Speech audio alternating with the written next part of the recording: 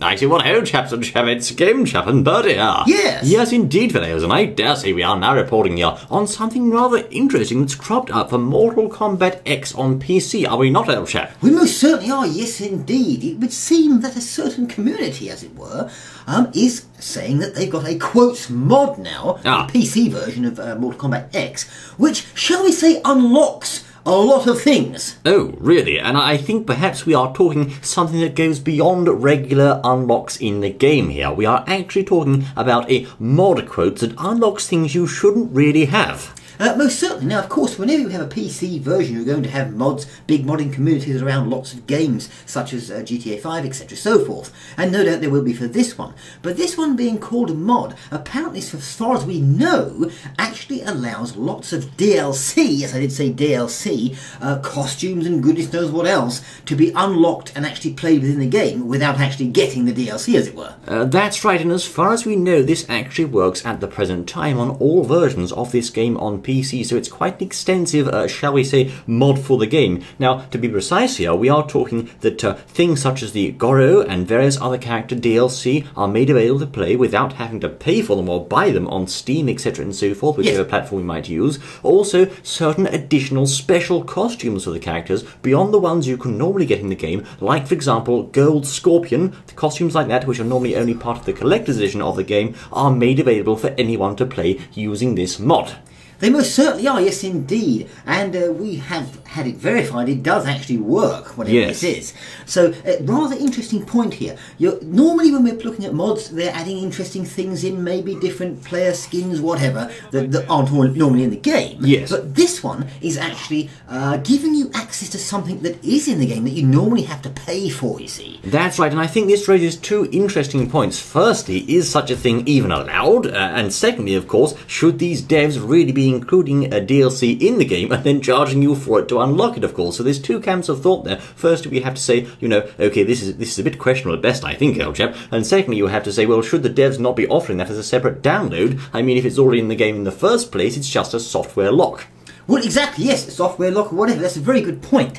Because, as you say, on one hand of one side of the story, people can say, well, hang on, oh, that's not right, you shouldn't do that. But then the other camp will say, well, hang on, I paid for the game. It's right, I've got the game here. And they didn't say anything about, you know, I can't play the game properly or there's more to be added, but I have to pay for it afterwards. It didn't say that on the box. Well, so why can't I just unlock this and this mod's great and so wonderful? It's a difficult point, really. I mean, I never really gave it much thought up until now, just thinking about it right now, and I have to say, this indeed appears to be a mod for the game per se. They're not doing anything that's strictly illegal, as it were. They're saying we're simply accessing content that's already in the game that we have arguably paid for, but of course it also has to be said that normally you can't access that content, whether or not it's on your PC, it doesn't matter. It's software locked behind a DLC wall.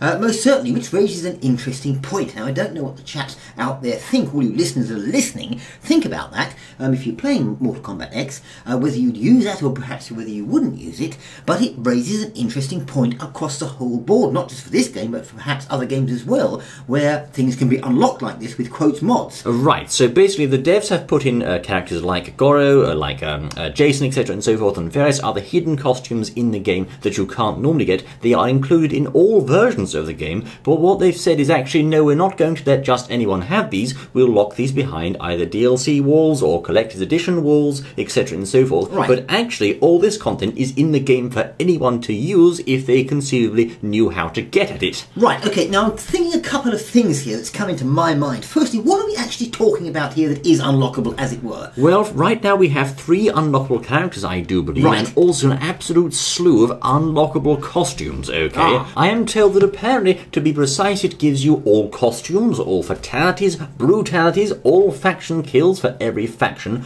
all crypt items, which are normally very hard to get, all the faction borders, icons and backgrounds, and also 4 alternate arenas and some custom combat modifiers, in addition, of course, to the DLC characters from the game. Now, that includes not just the existing DLC characters like Goro, but also DLC characters that are soon to be released. One, I believe, example is Tanya. Right, so what we're looking at here then is everything from arenas to costumes, even to characters. That's right. Now, the other thing that I'm thinking about here is, in some games, you can play through and you get to a certain stage or complete a certain thing and it unlocks that character or another arena or whatever it may be. Yes. Now, are these things unlockable in that way, or are they only payable only as a DLC, or are some unlockable in that way and some you have to pay DLC? Now, I think, yes, you've hit the nail on the head there. Some of these are unlockable using the regular game route by investing hundreds of hours into the game, or goodness only knows how long, and I would say that perhaps the people who want to cheat their way around that's a little bit dodgy perhaps, but of course it's perfectly possible to do so. However, some other content in this particular unlocking mod is actually things that you usually have to pay for, like those DLC characters and like those special outfits. An interesting sort of thought there, because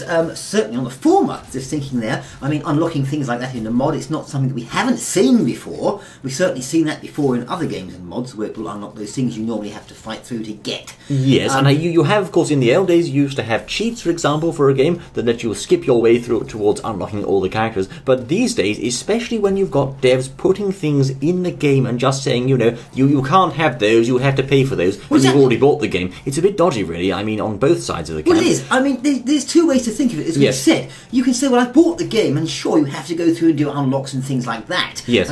Fighting through characters and reaching certain levels to unlock certain things, and I think that's fair and good. But if then they said, well, we're going to put other things within the game, and you cannot access them at all without parting with more cash, then perhaps that's a little bit, perhaps something we don't want to see, maybe, or a bit questionable. I think so. And the fact this modification, quotes, unlocks that, maybe it's, never mind. It's a bit of a grey area in some ways, if you ask me, because, of course, let's just take Skyrim, for example, the Elder Scrolls Skyrim. You could not unlock, for example, the Dragonborn DLC in that game. You had to download it, and I think that was fair play. Well, exactly. If you want the DLC, like Dragonborn, or I think one was Hearthstone, no, that's World of Warcraft, but anyway, Dragonborn, one example, you have to download those additional packs. You can't just press a button and magic them up. Exactly.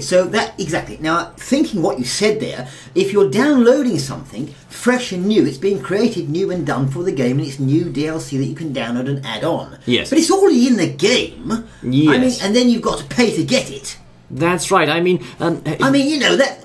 Well, is that really on? If you put something on someone's computer and then say, here's the game you've bought and here's all the data files for it, okay? There we go. But then you say, oh, but hold on, those data files there that I've already installed on your computer, you can't have those ones, okay? You have to pay me more for those ones, okay? It hardly seems fair, old chap, Well, indeed, there is that way of thinking, and the other way of thinking, of course, is you could say, well, that's what they've done, so that's what they've done, and accessing it, other than by means of paying for the DLC is not really right. You could say that on the other side, you see. Well, if you ask me, it's like, for example, a brand new car is delivered to you, but you see, you can't actually use the radio in this car or the CD player because, of course, it's hidden behind a special pass-coded combination lock. You see, if you want that, you have to buy the radio DLC. Now, what they should have done, of course, is shipped you the car without the radio in the first place. Well, that's a very good point. Putting it in your car is a bit like an open invitation to try to get at it. Of course, it's only natural. Well, that's what people want to do, after all. Exactly, it's an open invitation. This community has gone in and unlocked things that you can, as we said, you normally have to fight through or level up to get.